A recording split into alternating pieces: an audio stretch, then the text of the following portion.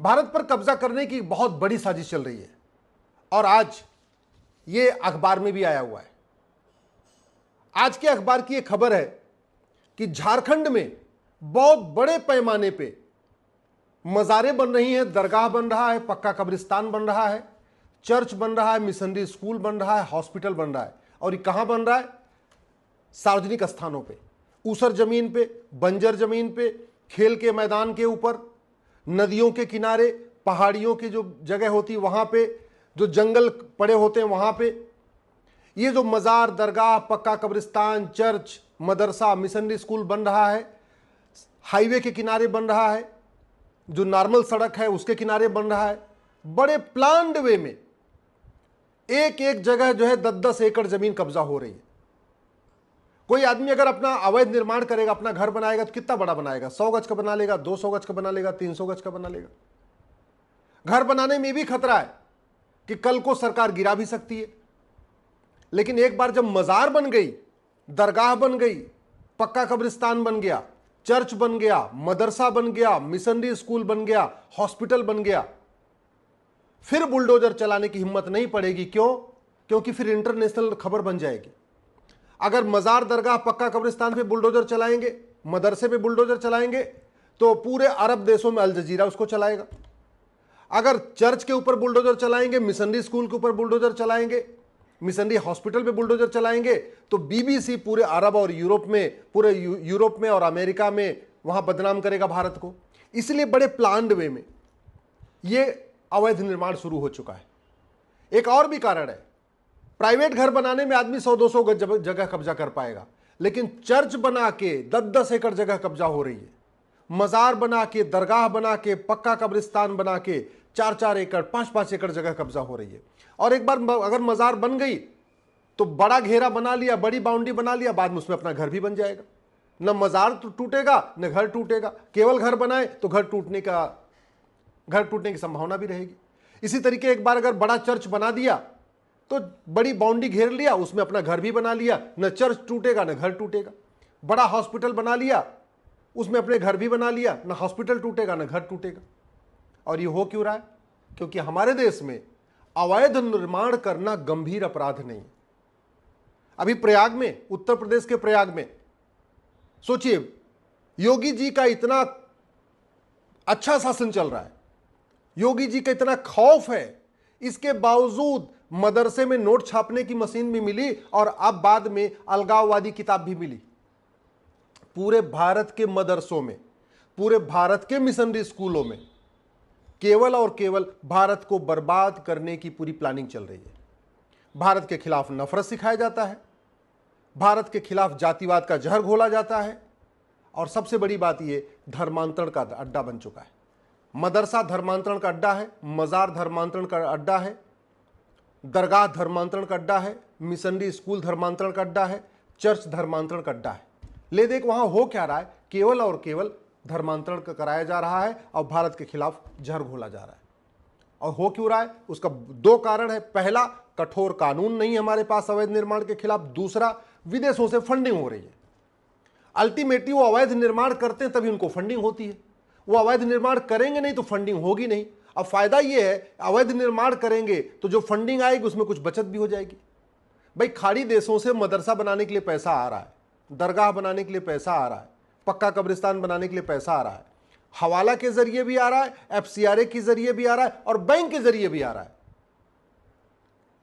अब आता है 1 करोड़, 50 लाख रुपए का अपना मजार बना लिया, दरगाह बना लिया, पक्का कब्रिस्तान बना लिया, मदरसा बना लिया, 50 लाख रुपए की बचत हो गई। तो एक तरीके से भारत में बैठे बैठे कमाई का जरिया भी है, अवैध निर्माण भी हो रहा है। और रोक क्यों नहीं हो रही है? क्योंकि पहली बात तो हमने न पुलिस की अकाउंटेबिलिटी और रिस्पॉन्सिबिलिटी तय किया है, न हमने लेखपाल, कानूनगो, पेशकार, हवलदार, तहसीलदार का रिस्पॉन्सिबिलिटी, अकाउंटेबिलिटी तय किया है। हमने पुलिस चार्टर लागू ही नहीं किया जिसमें हमने ये लिखा हो कि भाई हवलदार का ये काम है, थानेदार का ये काम है, इंस्पेक्टर का ये काम है, ये 10 काम हवलदार को करना है, ये 10 काम थानेदार को करना है, ये 10 काम सब इंस्पेक्टर को करना है। हमने कहीं ऐसा पुलिस चार्टर बनाया नहीं। हमने कोई एडमिनिस्ट्रेटिव चार्टर बनाया नहीं जिसमें लिखा हो कि लेखपाल को ये 10 काम करना है, पेशकार को ये 10 काम करना है, कानूनगो को ये 10 काम करना है, तहसीलदार को ये 10 काम करना है, एसडीएम को ये 10 काम करना है। हमने जो है एडमिनिस्ट्रेटिव चार्टर भी नहीं बनाया। हमने सिटीजन चार्टर भी नहीं बनाया, हमने लेजिस्लेटिव चार्टर भी नहीं बनाया कि पार्षद को ये 10 काम करना है, प्रधान को ये 10 काम करना है। कोई भी अवैध निर्माण होगा तुरंत पार्षद या प्रधान अपने एसडीएम को बताएगा, एडीएम को बताएगा, थानेदार को बताएगा, फिर थानेदार ये कार्रवाई करेगा। इस हमने कुछ लिखा ही नहीं है, तो किसी की रिस्पॉन्सिबिलिटी नहीं है। अवैध निर्माण होता जा रहा है, पार्षद के सामने अवैध निर्माण हो रहा है, प्रधान के सामने अवैध निर्माण हो रहा है, विधायक को भी पता है अवैध निर्माण हो रहा है, सांसद को भी पता है अवैध निर्माण। सारे आंख बंद करके बैठे हुए। क्यों बैठे हुए? क्योंकि किसी की अकाउंटेबिलिटी, रिस्पॉन्सिबिलिटी किसी कानून में लिखा ही नहीं है, किसी की जिम्मेदारी तय नहीं है। अवैध निर्माण करने के लिए होने के लिए कोई जिम्मेदार नहीं है। अवैध निर्माण रोकना न किसी की रिस्पॉन्सिबिलिटी न किसी की अकाउंटेबिलिटी है, और अवैध निर्माण करना कठोर कानून नहीं है। भाई बाकी भारत में तो अवैध निर्माण होता जा रहा, कुछ नहीं होता। यूपी में भी क्या होता है, मैक्सिमम बुलडोजर चला दिया जाता है। अवैध निर्माण करने वाला कोई जेल गया क्या? किसी अवैध निर्माण करने वाले की 100% संपत्ति जब्त करने के लिए हमारे पास कोई कानून है क्या? नहीं। अवैध निर्माण करने वाले की सिटीजनशिप खत्म करने के लिए हमारे पास कोई कानून है क्या? नहीं। अवैध निर्माण करने वाले को 10-20 साल की जेल में भेजने के लिए कानून है क्या? नहीं। अवैध निर्माण करने वालों की मदद करने वाला को कोई कानून है क्या? नहीं। तो हो क्या रहा है, आज आपने जो खेल का मैदान है या पार्क है या ऊसर है या बंजर है या चारागाह है या हाईवे के किनारे जमीन है या रेलवे के किनारे की जमीन है या नदियों के किनारे की जमीन है या पहाड़ियों के किनारे की जमीन है, उस पर आपने जो भी अवैध निर्माण कर लिया तो 10-15 साल के बाद वो आपके कागज में उसकी एंट्री हो जाएगी। क्योंकि जैसे अगली चकबंदी हो जाएगी, आज आपने बनाया उस रकबा नंबर पे, उस खसरा नंबर पे कुछ नहीं है, लेकिन 10 साल के बाद, 15 साल के बाद जब अगली चकबंदी हो जाएगी तो ये लिखा जाएगा खाता नंबर ये पे, ये जमीन नंबर ये पे, खसरा नंबर पे ये दरगाह बना हुआ, ये मस्जिद बनी हुई, ये मदरसा बना हुआ, और पक्का हो जाएगा। एक बार आपने मजार बना लिया, दरगाह बना लिया, पक्का कब्रिस्तान बना लिया, फिर आप धीरे धीरे वहां बिजली का कनेक्शन भी ले सकते हैं, पानी का कनेक्शन भी ले सकते हैं, आप उसके वहां के एड्रेस पे आधार भी बनवा सकते हैं। फिर तो आप वहीं के एड्रेस पे जो अवैध है सारे डॉक्यूमेंट भी बनवा सकते हैं। अब खेल पूरा क्यों चल रहा है? क्योंकि हमारे देश में न अवैध निर्माण करना गंभीर अपराध, न फर्जी डॉक्यूमेंट बनवाना गंभीर अपराध, न फर्जी बिजली का कनेक्शन लेना गंभीर अपराध, न फर्जी पानी का कनेक्शन लेना गंभीर अपराध, न हमारे पास पुलिस चार्टर है कि पुलिस की रिस्पॉन्सिबिलिटी, ड्यूटी एक फिक्स की जाए कि भैया हवलदार को ये रोकना है, थानेदार को ये काम करना है और सब इंस्पेक्टर को ये काम करना है।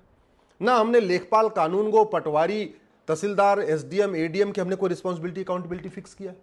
पार्षद, प्रधान केवल लूटने खाने में मस्त हैं, डिवाइड एंड रूल में मस्त हैं, वो सुबह से लेकर शाम तक नोट और वोट की चिंता करते हैं। उनको भी इस बात की चिंता नहीं कि उनके क्षेत्र में कितना अवैध निर्माण हो रहा है, और अवैध निर्माण अगर रोकते भी हैं तो पैसा आ जाता है।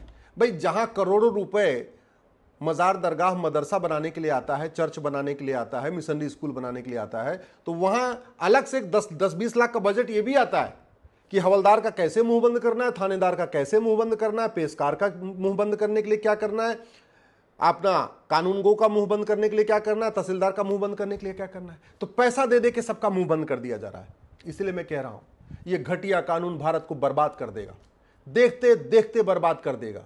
और जब कल को काउंटिंग होगी, जनगणना होगी, तो याद रखिएगा जनगणना में ये भी काउंटिंग होती है कि कितने मंदिर हैं, कितनी मस्जिद है और कितने चर्च हैं।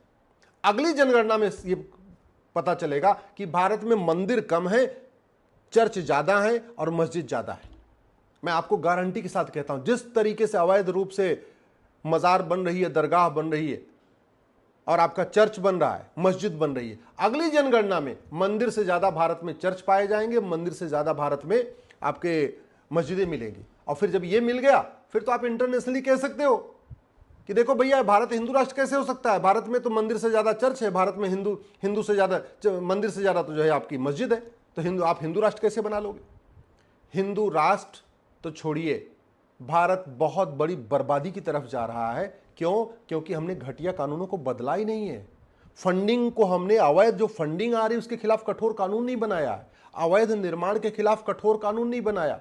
हमने यूनिफॉर्म बैंकिंग कोड आज तक लागू नहीं किया, यूनिफॉर्म पुलिस कोड आज तक लागू नहीं किया, यूनिफॉर्म जुडिशियल कोड आज तक लागू नहीं किया, यूनिफॉर्म एडमिनिस्ट्रेटिव कोड लागू नहीं किया, हमने सिटीजन चार्टर लागू नहीं किया, पुलिस चार्टर लागू नहीं किया, जुडिशियल चार्टर लागू नहीं किया।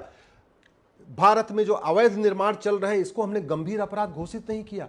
और सबसे बड़ी बात, मजार, दरगाह और पक्का कब्रिस्तान बनाना हराम है, पूरे पूरे खाड़ी देशों में एक भी मजार नहीं, एक भी दरगाह नहीं, एक भी पक्का कब्रिस्तान नहीं, और यहां हर किलोमीटर के ऊपर मजार, दरगाह, पक्का कब्रिस्तान बन रहा है। जानते हैं क्यों? ये कोई छोटी छोटी बात नहीं है, अनजाने में नहीं बन रहा, इस साजिश के अंतर्गत बन रहा है। अगली जनगणना में मंदिर से ज्यादा मजार, दरगाह, मस्जिद हो जाए, मंदिर से ज्यादा चर्च हो जाए, जिससे हम इंटरनेशनली कह सकें कि भारत में तो इतने क्रिश्चियन रहते हैं, भारत में तो इतने मुस्लिम्स रहते हैं। इसलिए हिंदू राष्ट्र का सपना हमेशा हमेशा के लिए खत्म करने के लिए बड़े प्लान्ड वे में अवैध निर्माण हो रहा है।